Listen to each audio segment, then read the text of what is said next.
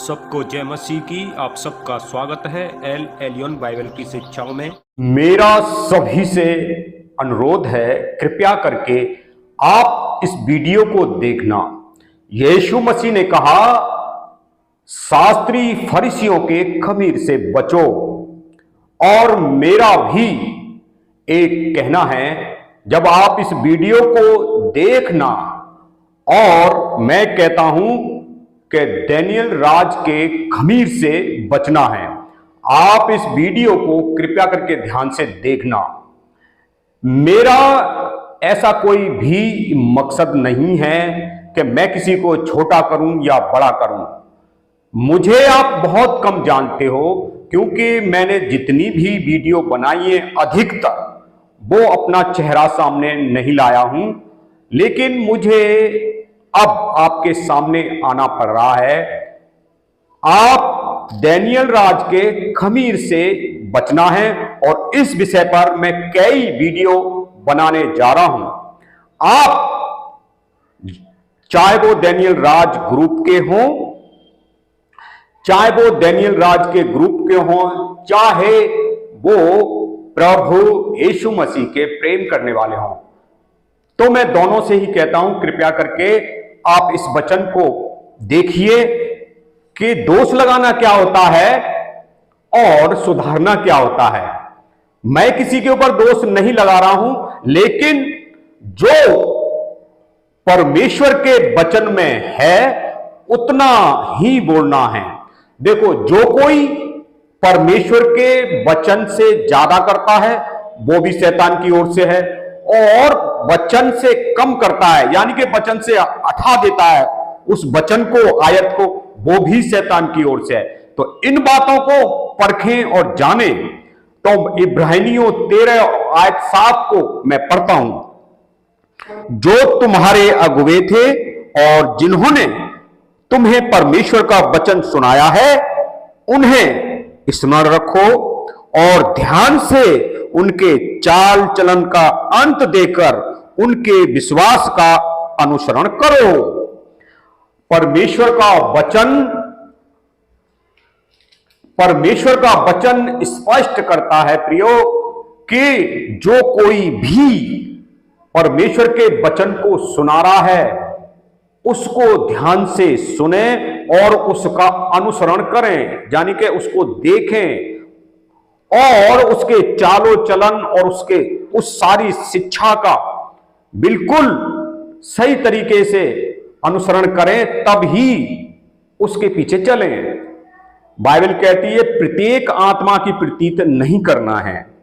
तो आज डैनियल राज के इस खमीर से बचने के लिए आप इस वीडियो को देखिए, फिर मैं आपके सामने आता हूं। आप बिल्कुल भी पकड़ पाते हो या नहीं पकड़ पाते, कृपया करके जब भी कमेंट करें, प्रभु के प्रिय, प्रभु के नहीं, क्योंकि प्रभु तो शैतान भी अपने आप को कहलाता है। प्रभु यीशु मसीह को प्यार करने वाले और डैनियल राज के फॉलो करने वाले सब जब भी कमेंट करें, सावधानी से करें। आगे चलते हैं।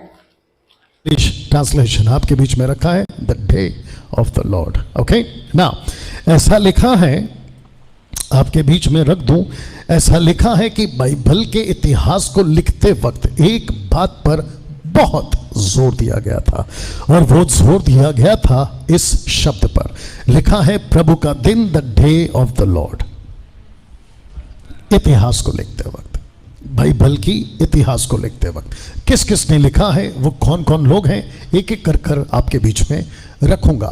ये इंपॉर्टेंट क्यों है, मैं आपके बीच में अभी से बता दूं, जो कि आपको चित्र दिखाकर भी बताऊंगा कि परमेश्वर फर्स्ट सेंचुरी से लेकर अभी तक, जिसको कहते हैं 21st सेंचुरी, 21वीं सदी तक, उस एक दिन का इंतजार कर रहा है जिसको कहते हैं प्रभु का दिन।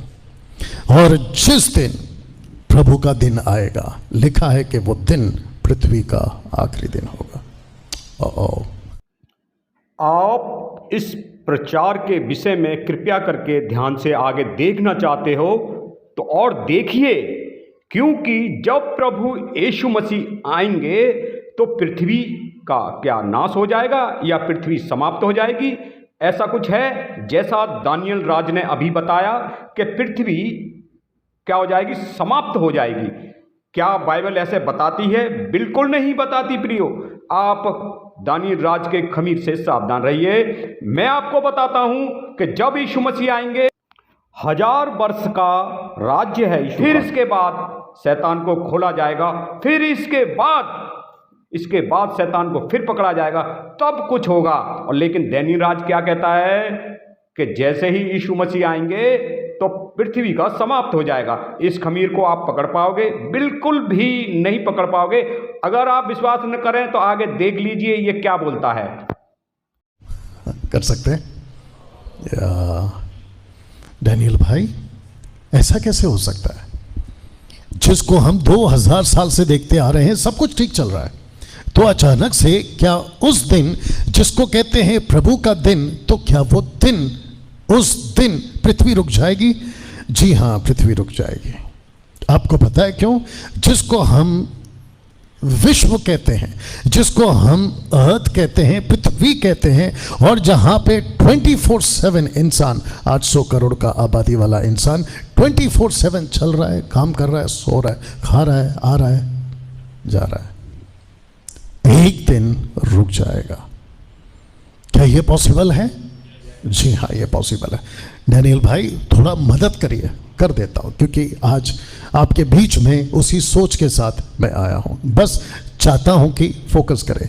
आपको पता है, जब मैं ये चित्र रख रहा हूं, हो सकता है कि सोशल प्लेटफॉर्म पे कुछ लोग कह सकते हैं बकवास है, ये कोट वाला बकवास कर रहा है, फोकस, ओके, बकवास कर रहा है, या क्या मूर्खता की बात कर रहा है। तो आपको याद दिला दूं कि कुछ 3 साल पहले पूरी दुनिया रुक गई थी।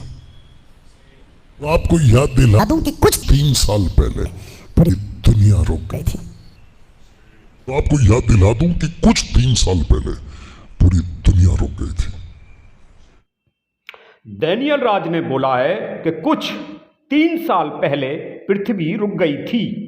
मैंने इसको सर्च किया, मुझे इसका प्रूफ कहीं नहीं मिला, और ना ही मुझे किसी से पूछने पर पता चला कि पृथ्वी कभी 3 साल पहले रुकी थी। और दानियल राज को कैसे पता चला कि पृथ्वी रुक गई? जब पृथ्वी रुक जाएगी तो इसके परिणाम भयानक होंगे। मुझे आज तक या किसी को भी नहीं पता चला, सिर्फ दानियल राज को कैसे पता चला। क्या ये दानियल राज की उपज नहीं है? कमेंट करें, लेकिन प्रूफ के साथ करें और बताएं कि ये हादसा जब हुआ, और वहां पे सर्च कर सकते हैं। और वो झटका सिर्फ भारत को नहीं, और सिर्फ गरीब को नहीं, और सिर्फ पिछड़ी जाति को नहीं, लेकिन विश्व का नंबर 1 कंट्री जिसको कहते हैं अमेरिका, वो तक रुक गया था। Is that right? विश्व का ऐसा कोई करोड़पति, ऐसा कोई बिलियनियर, टिलियनियर, जो भी वो होगा, वो तक हिल गया था। अगर वो तब हो सका मात्र 3 साल पहले, तो सोच के देखिए, जिसको कहते हैं प्रभु का दिन, वाकई पूरी दुनिया रुक जाएगी। ये वाली बात जो दानियल राज बोलता है कि पृथ्वी रुक जाएगी, तो ऐसा बाइबल में बिल्कुल नहीं लिखा। हाँ, हो सकता है कि ऐसा हो, लेकिन उस वक्त बड़े भूकंप होंगे और दिन बड़े भयानक होंगे, ये सच है। Amen, amen. You understand? और जितने यहां पर देख रहे हैं, बहुत गंभीर विषय है। आपने अब तक बाइबल को मजाक में लिया होगा। दावा है कि आज का प्रचार सुनने के बाद आप इस बाइबल को मजाक में नहीं ले पाओगे। या गो अहेड मजाक में नहीं ले पाओगे। लिखा है कि Bible talks about second coming of Jesus Christ 1845 times. ताज्जुब है, बाइबल 1845 बार रिकॉर्ड करती है या बात करती है नबियों के द्वारा, सेवकों के द्वारा, प्रेरितों के द्वारा, कि यीशु इस पृथ्वी पर एक दिन वापस आएगा। यहां हमारे को यह पता चलता है कि दानियल राज यीशु मसीह के आने के विषय में बोलता है और उसी को प्रभु का दिन बोल रहा है, लेकिन कुछ जगहों पे ऐसा मालूम चलता है कि वो कुछ और बोलता है। जब हमारे को इस विषय पर पता चल गया कि यीशु मसीह के आने के विषय में बात करते हैं, तो इसका प्रचार पूरी तरीके से झूठा हो जाता है और ये खमीर है जिससे हमें सावधान रहना है। क्योंकि यीशु मसीह जब आएंगे 1000 साल का राज्य होगा, फिर इसके बाद शैतान को पकड़ाया जाएगा, फिर इसके बाद कुछ होगा। कितनी बार? 1845 बार। आपको अगर डाउट है तो बैठे रहो, 1 साल लगेगा ढूंढ के निकलने में। आपको अगर डाउट है तो बैठे रहो, 1 साल लगेगा ढूंढ के निकलने में। ये आयतें दानियल राज की हैं। यदि ये मसीह लोगों को इसको देता भी है, तब भी मसीह लोगों के ऊपर इसका कोई फर्क नहीं पड़ेगा, क्योंकि उनको कभी भी किसी को याद नहीं रहता कि आप क्या बोल रहे हो। अगर आपको डाउट है कि 1845 बार कहां लिखा है, यू अंडरस्टैंड? जिसके चलते एक शब्द है, लिखा है विश्वास, शब्द विश्वास की बात सबसे ज्यादा यीशु के आने के बारे में लिखा हुआ है। तो सबसे ज्यादा किसके बारे में? विश्वास।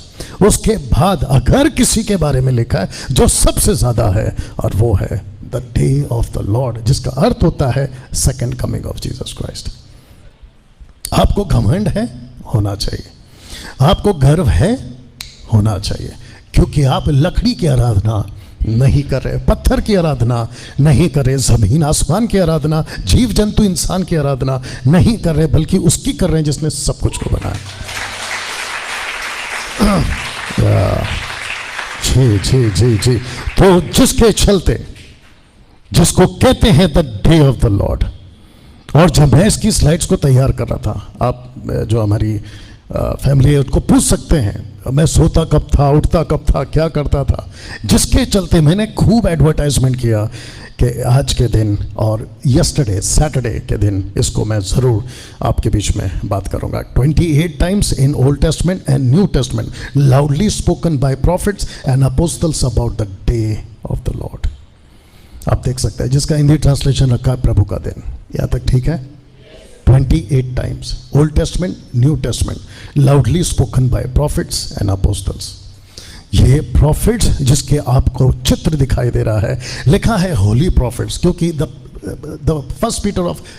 फर्स्ट बुक ऑफ पीटर कहता है कि जो प्रॉफिट्स थे वो होली थे, वो पवित्र थे। कौन से प्रॉफिट को पवित्र कहा गया? क्योंकि ओल्ड टेस्टमेंट में बहुत सारे प्रॉफिट्स हैं जिसको कहा गया है ये फॉल्स हैं, झूठे हैं, लेकिन ऐसे भी प्रॉफिट्स थे। लिखा है कि 4 मेजर प्रॉफिट्स हैं और 12 माइनर प्रॉफिट्स हैं। ये टोटल 16 प्रॉफिट्स जिसको बाइबल कहती है they are the holy prophets. उन्होंने प्रोफेसी की है the day of the lord की।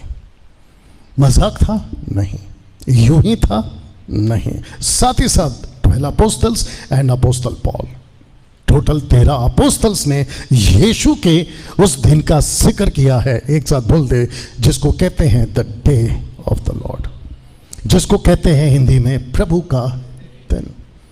और मुझे थोड़ा सा या ज्यादा गुस्सा है।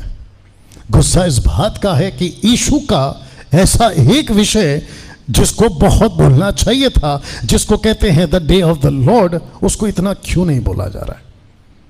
प्रचारकों के द्वारा, शिक्षकों के द्वारा, चर्च के अंदर इतना क्यों नहीं बोला जा रहा है? देखिए, इससे हमारे पर कोई फर्क नहीं पड़ता ये जो बोल रहे हैं, लेकिन ये बिल्कुल झूठ है। क्योंकि अधिकतर आज प्रभु यीशु मसीह के आने के विषय में प्रचार हो रहे हैं, लेकिन ये कौन से दिन की बात कर रहे हैं, प्रभु का कौन सा दिन की बात कर रहे हैं, मैं इसको बताऊंगा कि ये बिल्कुल गलत प्रचार कर रहे हैं। जबकि आप देख सकते हैं Isaiah chapter 2 verse 12, Isaiah 13:6, 13:9, 34:8, 46:1, lamentation chapter 2 verse 22, Ezekiel 13:5, और ऐसे करते करते ये, और ऐसे करते करते ये।